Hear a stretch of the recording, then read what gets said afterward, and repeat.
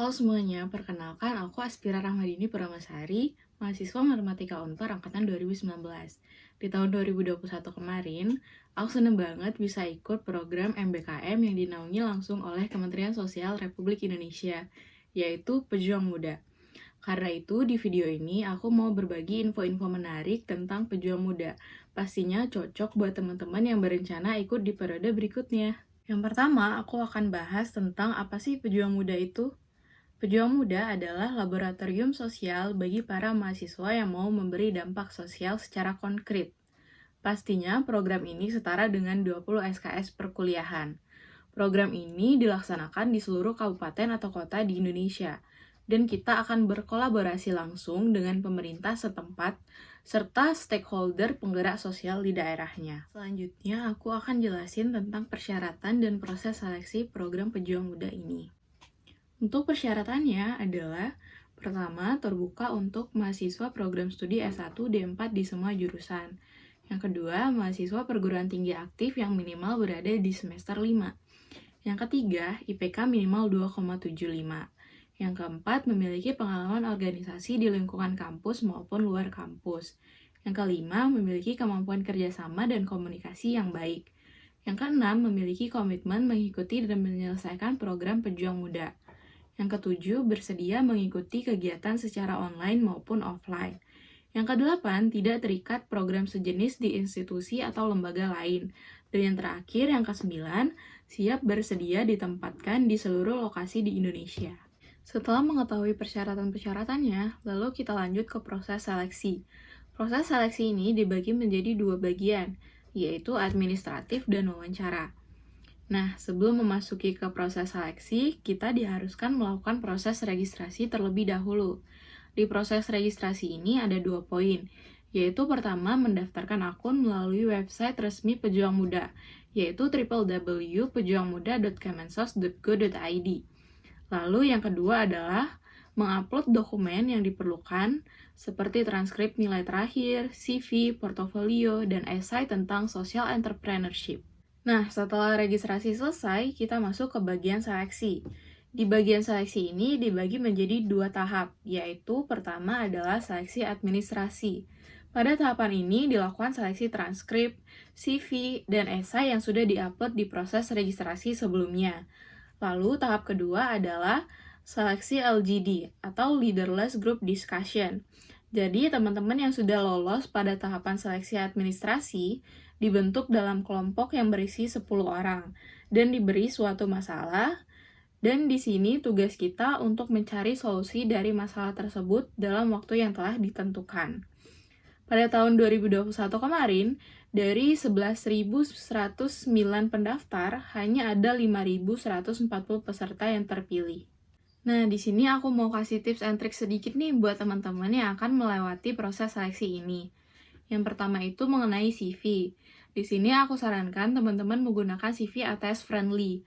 Tentunya juga CV tersebut menonjolkan pengalaman-pengalaman yang sesuai dengan deskripsi dan persyaratan yang diberikan, seperti pengabdian sosial dan lain-lain. Lalu untuk LGD itu aku sarankan teman-teman untuk tidak terlalu mendominasi, karena sesuai dengan namanya juga adalah leaderless group discussion. Dan trik dari aku sih, teman-teman bisa tunggu orang menyampaikan pendapat, lalu kita masuk untuk menanggapi dan memberikan solusi atas pendapat itu. Dan yang terakhir itu pastikan teman-teman untuk yakin lolos dan niatkan untuk membangun Indonesia. Selanjutnya, aku akan bahas benefit apa aja yang bakal teman-teman dapatkan dari ikuti program ini. Yang pertama adalah honor atau uang saku yang dibayar setiap 2 minggu sekali. Uang saku ini sudah termasuk uang transportasi, makan, dan kebutuhan lain-lainnya. Yang kedua adalah transport PP. Transport PP yang dimaksud yaitu tiket pesawat, kereta, bus, travel, dan lain-lain dari tempat asal ke tempat pengabdian yang telah ditentukan.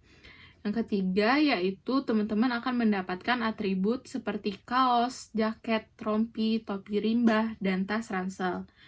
Yang keempat ada anggaran hibah dalam negeri atau Direktorat Jenderal Pemberdayaan Sosial sebagai penghargaan atas inovasi, kreativitas, nilai kewirausahaan, dan keluaran serta impact yang dihasilkan.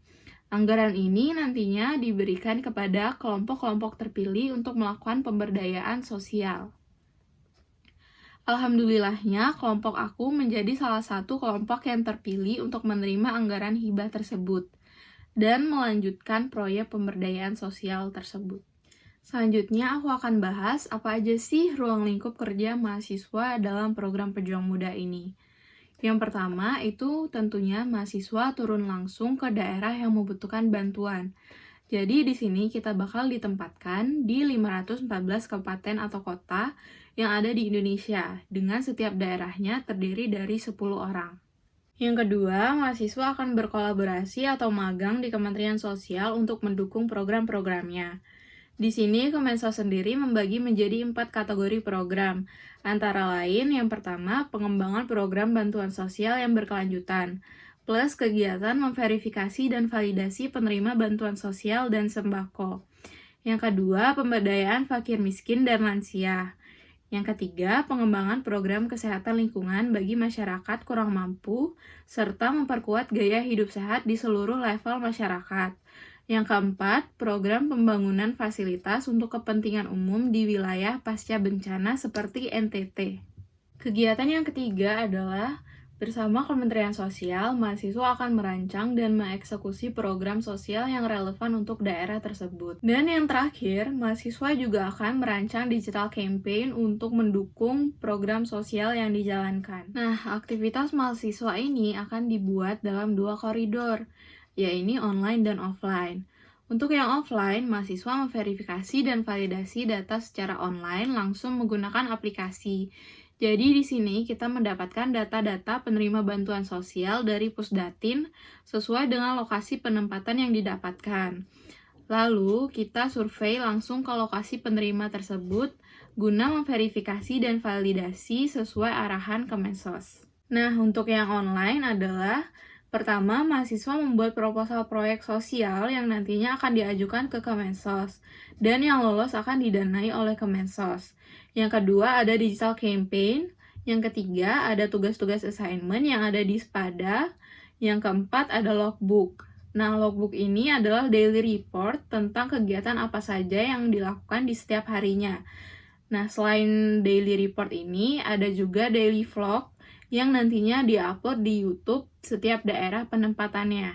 Untuk detail mengenai timeline kegiatan, bisa teman-teman lihat di slide ini. Selanjutnya, aku akan bahas pengalaman apa aja sih yang aku dapetin selama masa program ini. Tentunya banyak banget pengalaman yang aku dapat dari program ini.